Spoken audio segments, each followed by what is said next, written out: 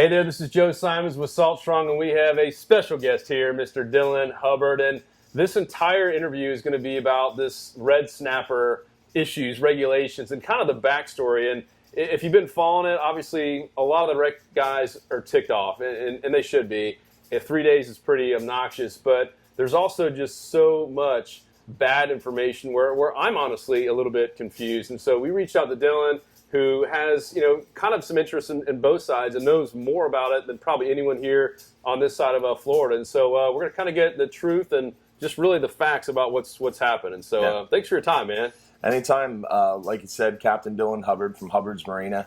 And I identify myself as a recreational angler. I always have. And it hurts to be kind of pushed out of the recreational sector. And I think the good starting place is to cover kind of the big issue here, which is letting people know who makes the laws and the reasons behind all the problems that we have in today's fishery management and the Gulf as a whole. And especially it goes across into the South Atlantic and Atlantic waters as well. But Noaa's National Marine Fisheries. So Noaa is the National Oceanic and Atmospheric Administration. They manage and operate what's called National Marine Fisheries. National Marine Fisheries is the management body for federal waters in Alaska and any United States of America federal waters, which federal waters extends from the end of state miles out to international waters. So here on the Gulf Coast of Florida, that means from 9 miles where state waters end all the way out to 200 miles is federal waters that is controlled by Noaa's National Marine Fisheries. And that's what everyone's upset about right now with red snapper, is that 9 miles to 200 miles. Yes, because federal waters, they announced, they announced that there's a 3-day recreational snapper federal waters season.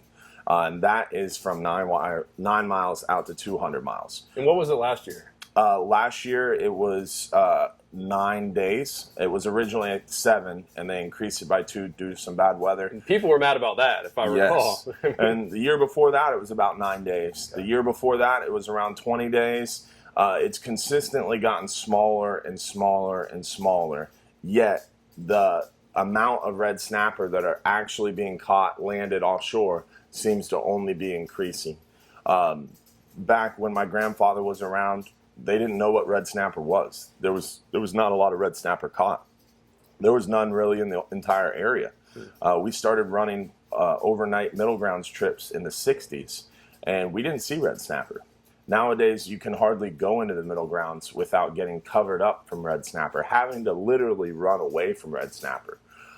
So in my opinion, red snapper is the greatest conservation success story in the history of the Gulf. And unfortunately, they're still being treated as an endangered species by Noaa's National Marine Fisheries. So if that's true, and I've heard the similar, kind of reports from being out there, well, what happened? Like, is the NOAA the bad guy? Like, what's happening here to cause this? There's 2 main things that Noaa's National Marine Fisheries is doing. One, the main one that they're very good at and that they've been very successful with in the past 10 to 15, 20 years is dividing and conquering our fishery. And what I mean by that is nowadays when you get on a boat to fish for red snapper, whether you're in state or federal waters, out of, for example, our Gulf Coast, central west coast of Florida, there is 4 different red snapper seasons. So you almost have to consult your lawyer to see what kind of fishery. That's why the confusion is. Exactly. And the reason for that is you have 1 state waters red snapper season. Yeah. You have 3 federal red snapper seasons, commercial, for hire, and recreational. When you talk about any other species in federal waters, there's a commercial and a recreational. A few years back, they did what's called sector separation. And what that was further dividing and conquering. We've always had commercial and recreational. Now with sector separation, Amendment 40 being approved, now there's commercial, for hire, and recreational. And 75% of the for hire sector fought against that sector separation. Including you guys. Including myself, vehemently. And even with 75% opposition, it was still forced down the pipes because the for-hire sector is so small. The recreational sector has the shortest amount of days, the least red snapper quota, and they are by far the largest of any other sector combined. If you combine the for-hire and commercial sector, we would represent probably a fifth of the amount of people that are lumped into that recreational sector. Wow. But when you go to a meeting about the commercial sector, the for-hire sector, standing room only. When you go to a recreational meeting, there might be 15, 20 guys there. And if you go to a meeting across all three sectors, there'll be a large 50% of the people in the room commercial, maybe 40% of the people for hire, and then there's like 3 guys in the back of the room that are representing the recreational angler. And that is the issue. That division among the sectors is a big problem. And commercial guys, this is the way they feed the families. They're going to show up, and they've been penalized, regulated, and hit hard for the last almost 20 years.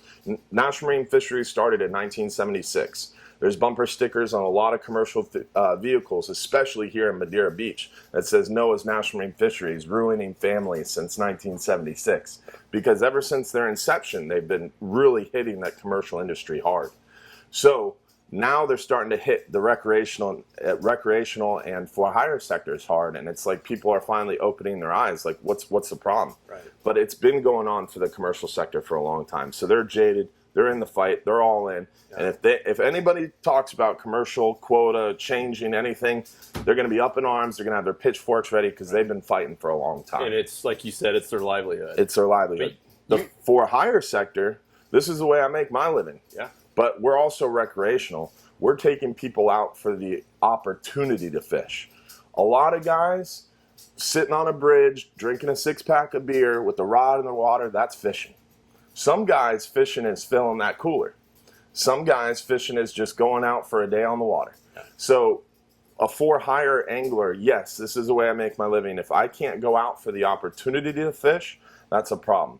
But again, the for-hire sector, we can do something else. If they close down red snapper, we can go catch something else, which is not a good way to look at it. It's not healthy because they're eventually going to come after whatever else you're targeting. Right. But that's why the for-hire sector is now in the fight, because we're definitely being targeted, and a lot of things are definitely changing, but we haven't been fighting like the commercial sector for years. So we're 75, 80% all in.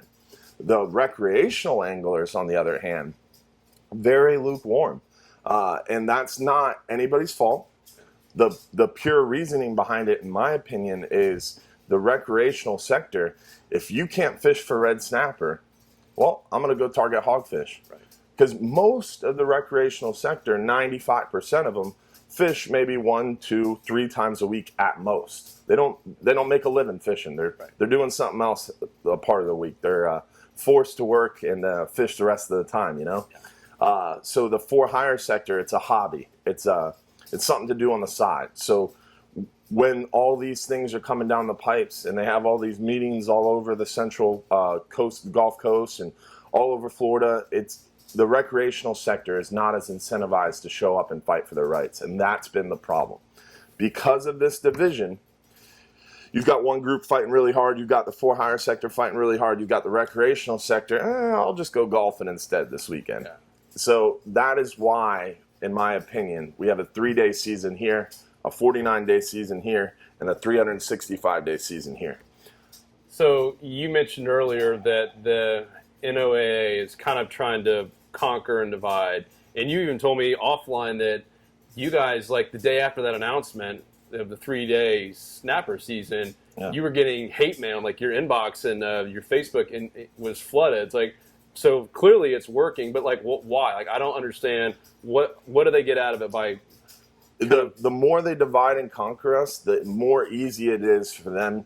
For example, go back to the Middle Ages. If you're dividing and conquering an empire, if that empire is dividing and fighting amongst itself, it's a lot easier for someone else to come in and invade. And that's what Noaa's National Marine Fisheries is doing. But what do they want to invade, I guess? They're invading our fishery. They're privatizing a public resource, and that's what they're doing. So they're getting rich off of They're definitely, their pockets are getting lined through the Magnuson-Stevens Act, which is short for MSA. Magnuson Stevens Act, or MSA, is the governing body of all the fisheries management. The way MSA is written, as it states that best available science is all that's needed and acceptable to manage a fishery. So that's very broad, very vague, and NOAA's National Marine Fisheries is using that wording to their advantage. They're getting millions and millions of dollars each year to do all these government studies. And best available science is, if you had a PhD, you could write a letter tomorrow stating that pinfish are endangered, and you're now the best available science on pinfish. So Thank you. Yeah. 2 years later down the road, when they say, all right, well, how's the pinfish going? Did you fix the problem? Are you going to be incentivized to say, yep, problem's fixed, I don't need any more money? Or are you going to say, oh, the problem's a lot worse, we're going to need more money? Give me $1 million more bucks. Yeah, so NOAA's National Marine Fisheries is making a lot of money there. And then also, a big part of the issue is also these private advocacy groups like Environmental Defense Fund, or EDF, or you have Pew, which is another huge environmental defense agency that is incentivizing national marine fisheries and supporting them through lobbyists to make these type of changes. EDF and Pew's eventual goal is to stop fishing completely. Really? And they want to push for closures of areas like the 40 fathom brink for the commercial industry. They're pushing for closures of the middle grounds, Elbow, the flower gardens, all these areas that are well known to our recreational industry and our for-hire industry. They want to close to fishing. And their eventual goal is to close down entire areas and eventually the entire Gulf.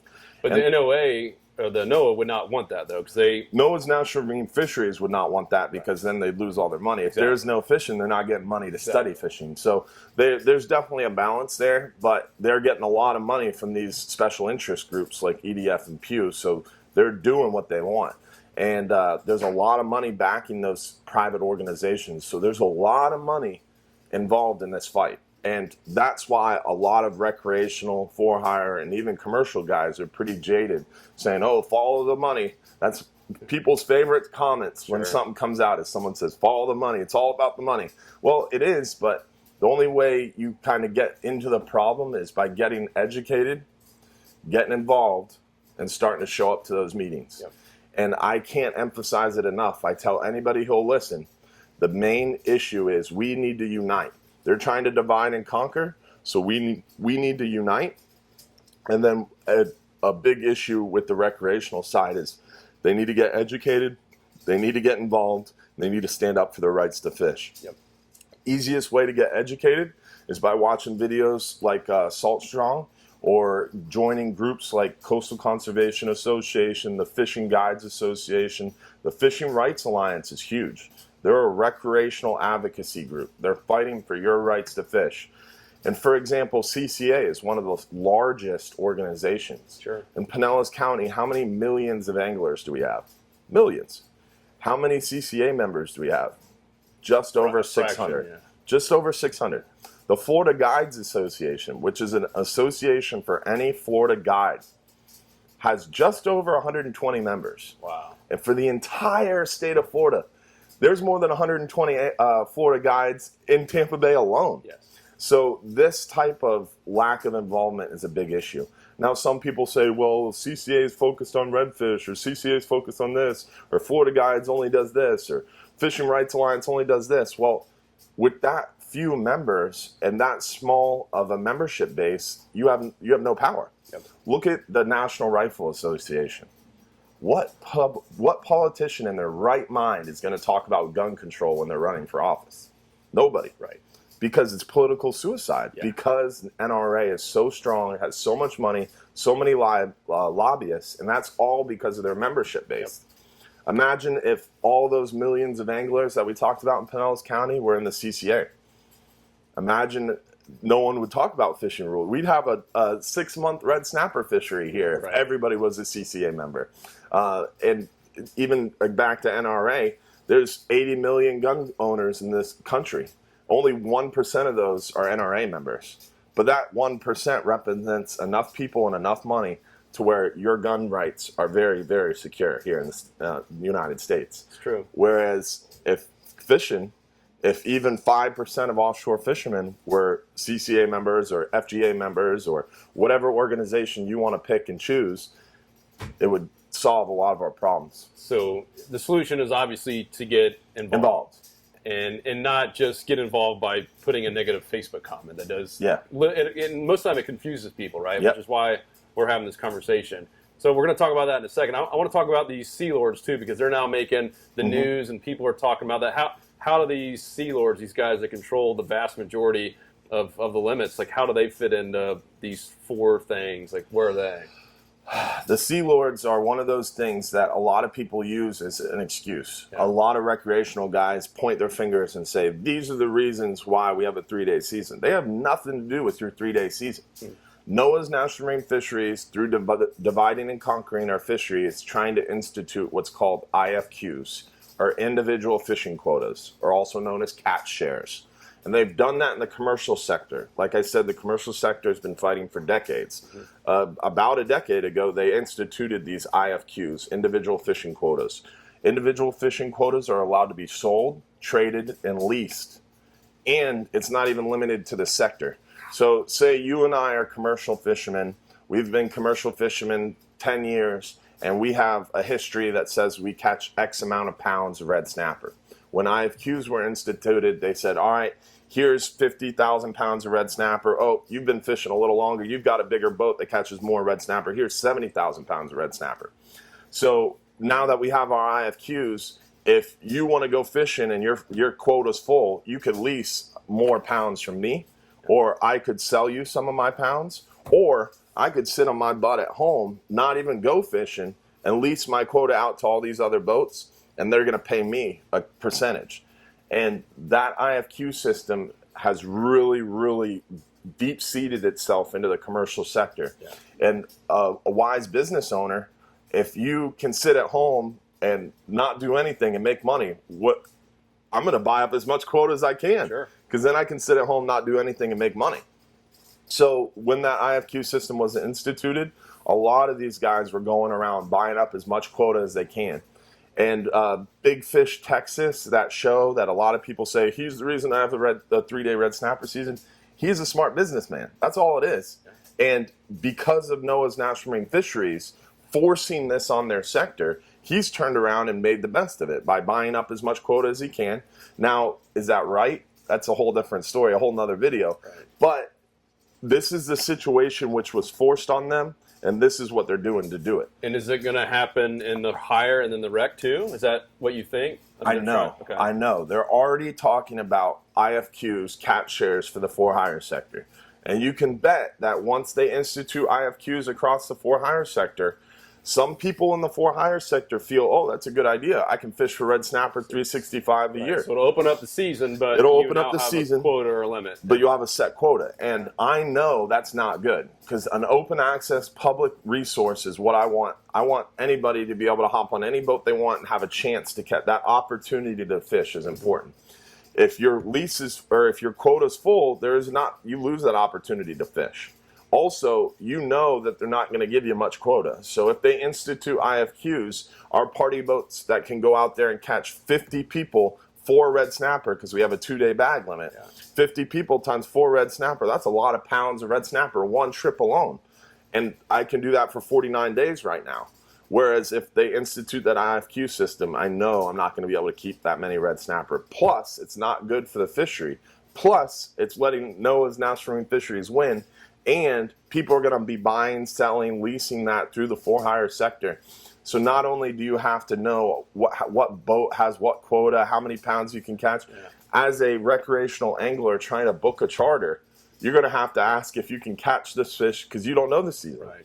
It's going to create a lot of hardship, a lot of struggle, and a lot of people are going to go out of business. Because the weekend warrior, that firefighter who is mainly a firefighter but also charter fishes on the side, he's not going to get enough IFQ to stay in business. Yeah. And the only people that are going to be rewarded are the people that have been doing this a long time. Now, sitting at home watching this video, you might be thinking, well, hey, Dylan's family's been doing this for 90 years, and we have a bunch of boats fishing. So we probably will get a lot of quota. but that still doesn't mean I want it. I don't want anything that's bad for our fishery. I didn't want sector separation. I don't want IFQs, but they're going to be forced down our throats if we don't unite, get educated, get involved, and stand up for our rights. Yeah. And don't think that IFQs aren't coming for the recreational sector. And that means that I would have to go probably pay for a tag or whatever you want to call it, if I can even get one, right? Yeah, right. Because in my opinion, that's the whole idea behind a 3-day season. We had a 20-day season, we had a 9-day season, we had a 7-day season, now we have a 3-day season. Next year, probably a 1-day season. Year after that, no days. Oh, and then next year, how about IFQs? How about if I let you go buy a fish tag and you can catch a red snapper anytime you want? Seems pretty good now, doesn't it? Because that's what they're doing. Right. They're dividing and conquering, sending us so much information you can't digest it all, and then also whittling you down to the point where you're so upset you'll anything is better than where you're at now. Right. So from 0 days or 3 days up to catch shares when you can buy them anytime, but you got to go pay for that catch tag, seems pretty good. And unfortunately, that's the way things are going. If people don't get educated, they don't get united, it's going to go to catch shares across all 3 sectors. National Marine Fisheries is trying to fit everybody in the same regulatory box. All right, this is what we do for commercial. This is what we're going to use the same thing for recreational and for hire as well. We're just going to make them fit in that same commercial box. And you can't manage these 3 different sectors with the same type of regulation. You have to have different management styles for each sector. And the Modern Fish Act is around the corner, fighting for recreational anglers. It seems pretty good. We'll see kind of where that goes in legislation. But again, it's all about getting educated. You got to know what's coming up. You got to attend these meetings. And a great way to do that is either by joining the CCA, FRA, or FGA and letting them go to the meetings and fight for your rights. If you're sitting at home saying, well, Dylan, I can't go to every meeting, that's irrational. Pay $35 and become a member of one of these groups. They'll go to those meetings and fight for your rights. Yep. And so join the group, join the CCA. I get that. Once you're a part of that, then what are we actually fighting for? Is it a certain bill? Is it to get a certain congressman or senator behind something? Like what? Like well, how do you change? How do you really make a change besides just affecting change? You can do so by getting educated, knowing what you're fighting for is the biggest problem. Right. Then getting involved. You can get involved by attending meetings. You can get involved by joining these organizations. A big way to get involved is by sitting at home and calling your congressional representative, call your senator, make a letter to these guys as well, and also let your fellow angler know. Your buddy Steve down the road that's posting on Facebook complaining about red snapper, but just going golfing instead and not doing anything else. Right. You got to get your friends involved too. Yep. And that is a great way we can affect change, because I've been going to these National Marine Fisheries since I was 10 years old. And when I was 10, leaving those meetings, I felt like I was going to throw up, because when I was 10, I knew how screwed up this stuff was. Now, 16 years later, it's only gotten worse. And the amount of people at these meetings speaking their minds hasn't gone up, it's gone down. So if anything, the commercial and for-hire sector is so jaded at this point. A lot of these for-hire guys, some big-name local industry leaders I've talked to in the past couple months, and a lot of them tell me, hey, man, it is what it is. It's going to happen. So a lot of people have that attitude that, hey, we can't do anything. We might as well just sit back and take it. And that's unfortunate, and it's sad. And the only way we can make change is if you try to ignore those jaded individuals and try to affect your own change by getting united, getting educated, getting involved. Good stuff, man. Well, yeah. I feel like I'm enlightened in all this, and it cleared up a lot of the confusion, just a lot of the stuff out there that even some of the news reporters I think are a little bit off. Right, like there's just a lot of bad information. Yeah, because a lot of people are pointing fingers at the Sea Lords. A lot of people are pointing fingers at the state. The state of Florida is out of compliance. The state of Mississippi, the state of Alabama, the state of Texas, we're all out of compliance. So because those states are out of compliance with federal regulation, the feds have then turned around and punished. So the main reasons behind your 3-day recreational season is states being out of compliance, your sector separation, which no one from the recreational industry helped us fight, Right. unfortunately. And then also your main issue is the lack of oversight and checks and balances in Noaa's National Marine Fisheries. They're running amok, and we're letting them do it. But didn't you tell me about the states that NOAA is claiming that like 70%, like the majority of the fish are caught within those 9 miles in the state, but their website says the complete opposite? Yeah. Anybody who follows me on Facebook or is a member of my fisherman advocacy groups called Fishermen United, 2 or 3 months before they announced this whole fiasco of 3-day season, they announced through a Noaa's National Marine Fisheries bulletin that, hey, we will not announce our final red snapper season until May, which they do every year. They wait till May. The reason they do that is they're waiting for the state management bodies to announce their state seasons. So Florida, Mississippi, Alabama, Louisiana, Texas, they announce their state seasons, and then Noaa's National Marine Fisheries behind closed doors says, all right, well, if they're all out of compliance, how are we going to penalize them for it? So because every state is out of compliance this year, we ended up with the 3-day recreational season. Because Noaa's National Marine Fisheries claims in that fisheries bulletin that came out 2 or 3 months in advance and said they were announcing it in May, in that fisheries bulletin, they announced that 70% of the Gulf red snapper quota for recreational anglers will be landed inside state waters. It's a hard pill for us to swallow being from Central Florida or South Florida, right, because you can't catch red snapper in state waters. You might be able to catch a few small ones, and that's only in the last year or two. 3 or 4 years ago, you couldn't catch, it was a dream to catch a red snapper even close to state waters. Nowadays, they're everywhere, so we are starting to catch a few here and there, but there's no way that 70% of that quota is landed in state waters. Right. Even in Louisiana, where the red snapper fishing is the best, even close to shore, most guys are running offshore and landing big red snapper in deeper waters. Yeah. And there's just so many issues. If you look back to amberjack, 4 years ago, they increased the minimum limit of amberjack from 32 inches up to 34. And they said the extra 2 inches on the minimum length is going to allow you to have a 10-month jack fishery. First year, they had a 10-month jack fishery. We ended up with 6 months because they closed it early. Second year, ended up with 6 months. Now this year, we got 3 months of amberjack fishing before they closed it because we had reached our quota. And the next National Marine Fisheries meeting that I attended, they actually said, this is their reasoning. This is real. This is what they try to make us swallow. They said 9 out of 10 boats at this one boat ramp on the panhandle of Florida, 9 out of 10 boats that came in to that boat ramp were limited out with a boat limit of amberjack with an average size of 60 pounds. That was their study. That's why they closed our fishery early. What boat ramp in the entire world does 9 out of 10 boats come back with keeper-sized amberjack, limited out with an average size of 60 pounds or greater? And of course, that's not documented.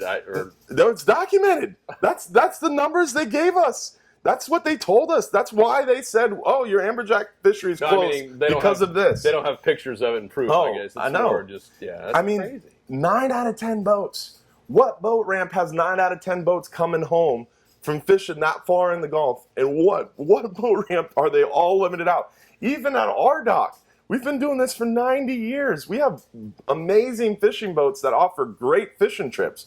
But I'm not going to lie to you and say that 9 out of 10 boats that come back to this dock are limited out for everybody. Because no one would believe you. And have a 60-pound average or greater. Right.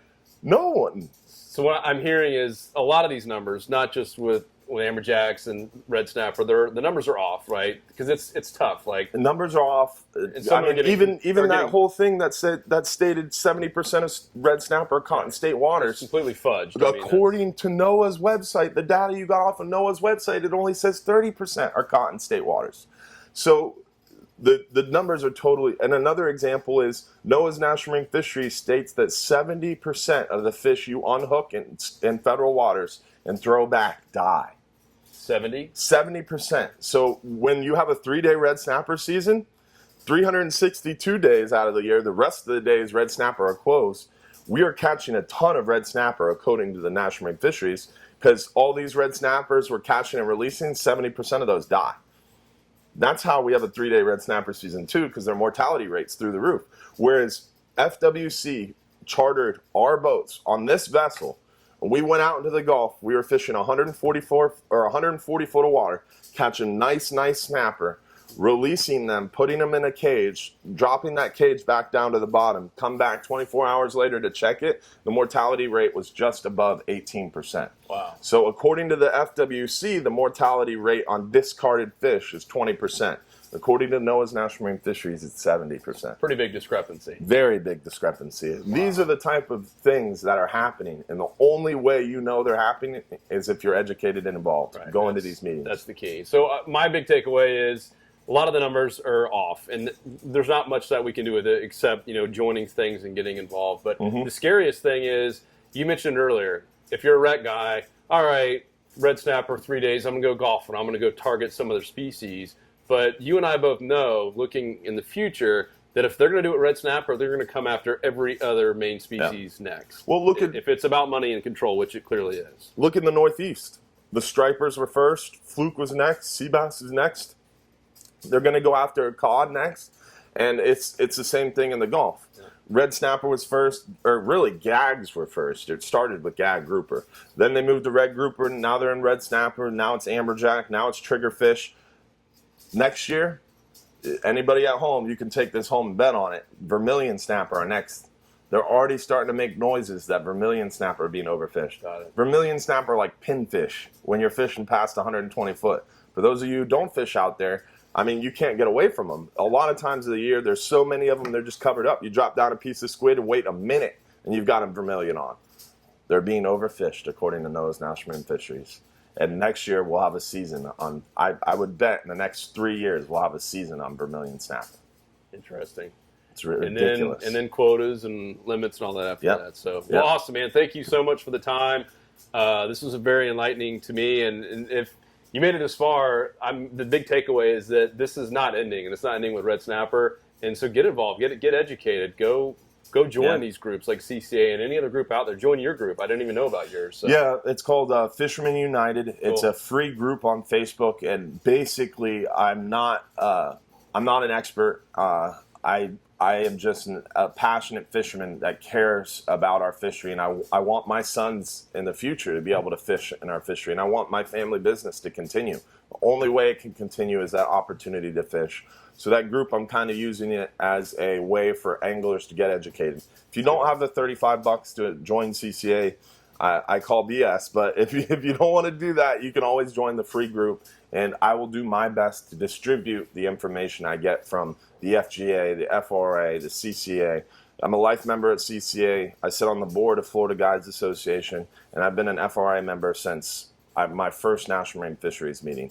And I urge everybody to do the same, but if you can't, you can join my free group, and I'll pass along as much information as I can. Cool, awesome. And definitely come check out Hubbard. It's been around 90 years is what you said? Yeah, since 1928. Awesome. My great-grandfather started with rowboats and cane poles. That is too cool. Probably wearing like full suits and stuff out there. Oh, right? Yeah. We have a lot of black and whites to prove it. I love it. Yeah, this place is so neat. We're actually on one of the boats right now, so definitely come check it out. Awesome place. And, man, thank you so much for all that you do. So. Remember, if you're too busy to go fishing, you're just too busy. I love it. Adios.